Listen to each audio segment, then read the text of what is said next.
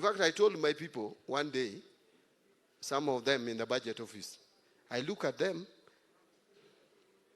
mtu anatoka kwake Karen, anaenda 14th floor, ama 10th floor, Treasury, jioni anarudi. When he wants to go for holiday, anaenda boma yake iko Kiambu ina border Nairobi, hajui chochote.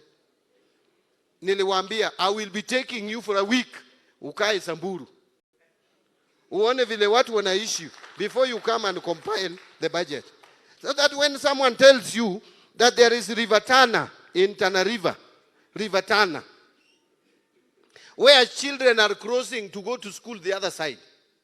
Na wanaweka, imagine River Tana, mtu anaweka hizo the poles. Pole inawekwa hivi, another one inawekwa, mtoto ana balance hivi, anaanguka kwa maji.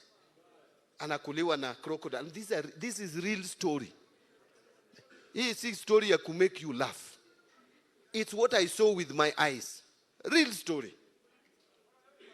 From independence to last year, ndiye sasa tumeanza kujenga daraja mbili. Na the cost of one is only 100 million. If you are just sitting in Nairobi and someone is bringing you that story, unafikiri ni mchezo. But if you go to the ground and you see, then you realize that this country, we are unfair sometimes to some of us. That money, just our taxes we pay, the whole country just goes to some specific areas because they produce presidents and deputy president and ministers for finance. That watu wengine ni kama waishi kwao, hiyo ni mbaya. Hata God will not forgive us. So wacha ni malizie, lakini wacha ni waulize. Si mnaangalia TV? Si mnasikia radio? Si mnaangalia WhatsApp na social media?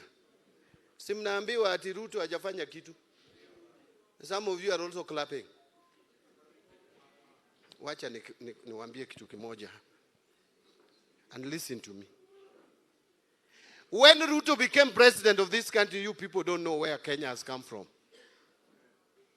IMF had told us that Kenya was among the 6 countries in Africa which were going to default in paying their debts.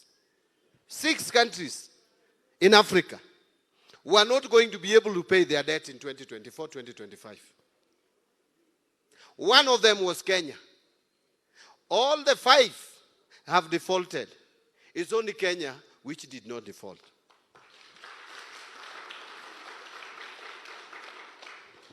Ethiopia defaulted. Ghana defaulted. Si mnajua hiyo? Gambia defaulted. Mozambique defaulted. Chad defaulted. Kenya did not default.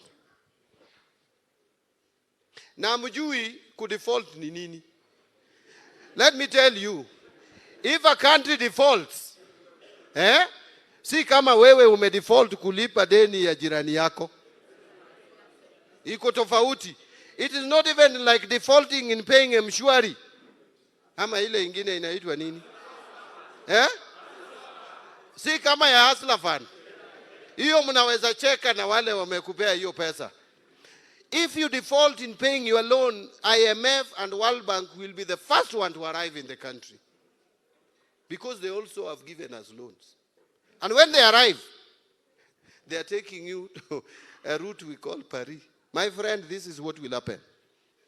First, they will tell you, si mmejiingiza kwa matope. Tutawatoa kwa matope. On condition. Number 1, salary ya all civil servants, starting with the president, half.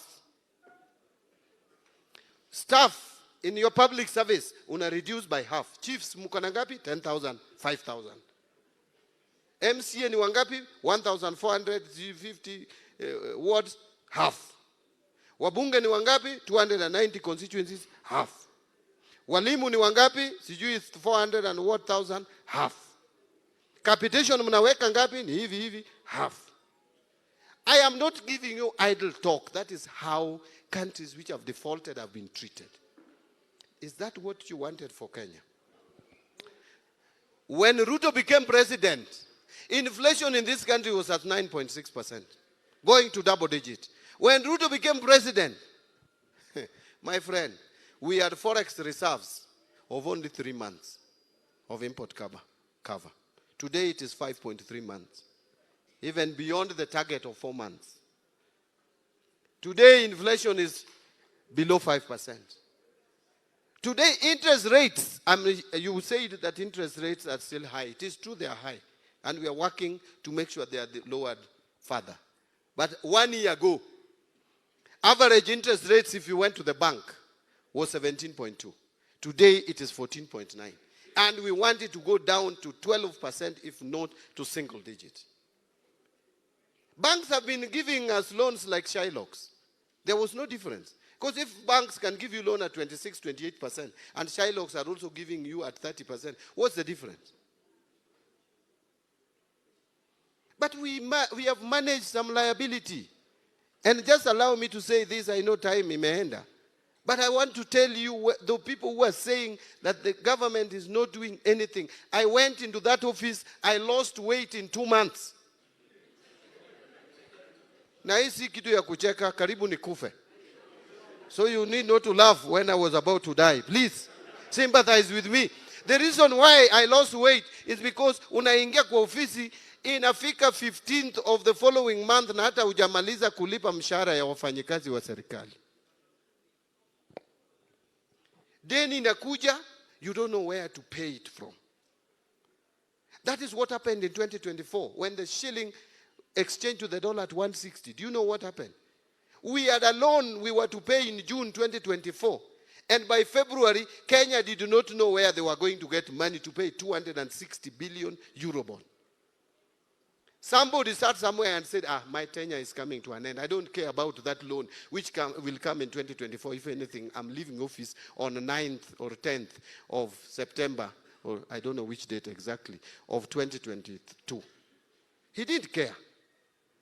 So when we sat with the president, we agreed we are not going to be that careless again. That is why last year, we decided to repay Eurobond of 2027.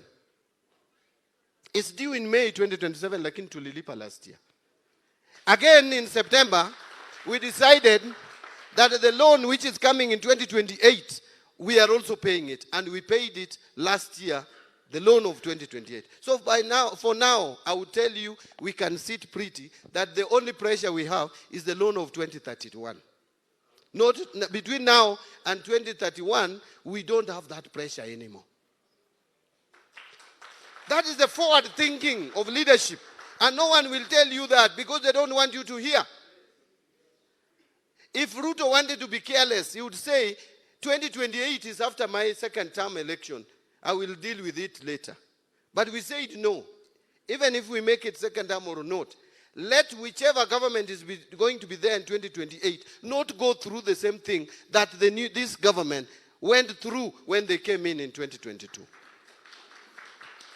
And that is why I know when we start a conversation with Kenyans, those people who are talking about one term, you will realize how foolish you are when we start engaging with Kenyans and they get to understand what we have been able to do and they all say 2 term, utawachwa kwa mata. So, let me say it, and I want to repeat, and I'm not telling you things that I've cooked. I am talking about reality. Even these things they talk about SHA, it is brave, it is courageous. Kenyans, we must find a way of treating our sick, especially people who cannot afford. SHA may struggle. Everything started. Hata wewe ukinunua gari mpya, uta make mistakes, it will jack, it will fanya hivi, but mwishowe utajua kuendesha hiyo gari mpaka saa unaweka tu miguu hivi na gari inaenda peke yake. SHA has just begun. It is picking up. So what is this kelele? They made kelele about housing. Is it now not changing the landscape of this country? Look at what is happening across the country. Every town you go to, you see big buildings. You are wondering, what is this? Am I in Dubai? Where is this? Kenya is construction site because of housing. So what we need to do is just to think about middle income earners and we help them come up kidogo. Mishahara yao iende juu kidogo. Hiyo tu. And then we get our second term. Na tutapata. Who told you I want to be Minister for Finance for only 2 years? Who said that? Kuna mtu alisema hiyo? And then, where is the alternative? Mimi nauliza, alternative iko wapi? The people who are talking about replacing President RUTO are people when they wake up, they think one region. Wanakula lunch, one region. Wanakula supper, one region. Hata usiku, hata wakilala kwa kitanda, hata nashangaa mabibi zao wanasema nini? Kama fikira yote iko kwa one region. Saa ngapi wanafikiria hata mabibi zao? Mlima, mlima. And we love watu wa mlima. And they have made a contribution. There is no community which is more enterprising than the people from the mountain. And by the way, they have led this country with distinction, especially Mwai Kibaki. And we love them. We cherish them. We live in one country. But one individual should not make us have a negative opinion about a whole region. It's one rogue person who can wake up a leader who has even been deputy president of this country and start telling us that if you are coming from another region, you cannot go to a national school. And the school is called national in their region. And yet, let me ask you, you think people of Mount Kenya or Central are the ones who have built Alliance or Mango? Is it the Luos and the lawyers who have built Maseno? We have all contributed.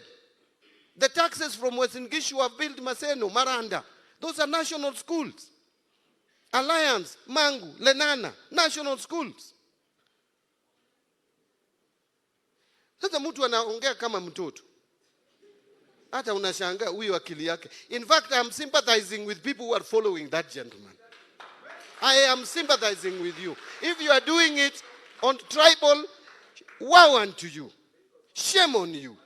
How do you support someone who wants to divide this country? And we know the consequences. Remember 2007, what we went through. In my neighborhood, next to my home, a woman came with a head, kichwa, peke yake, ya bwana yake. Ajui mwili ingine iko wapi. Because of 2007, we don't want to go back there. Leaders who are still having such mindset, I want to tell you, your time is up. This Kenya does not belong to you. In fact, you don't belong to this country. You should find your own country to live in. This country is for people with progressive minds. People who are thinking about tomorrow, not tribal bygones. Let me wind up. I know